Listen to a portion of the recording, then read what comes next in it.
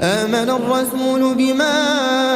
أنزل إليه من ربه والمؤمنون كل آمن بالله وملائكته وكتبه ورسله لا نفرق بين أحد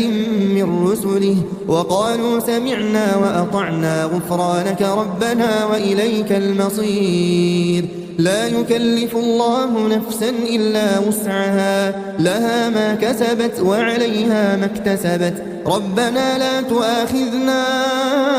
إن نسينا أو أخطأنا ربنا ولا تحمل علينا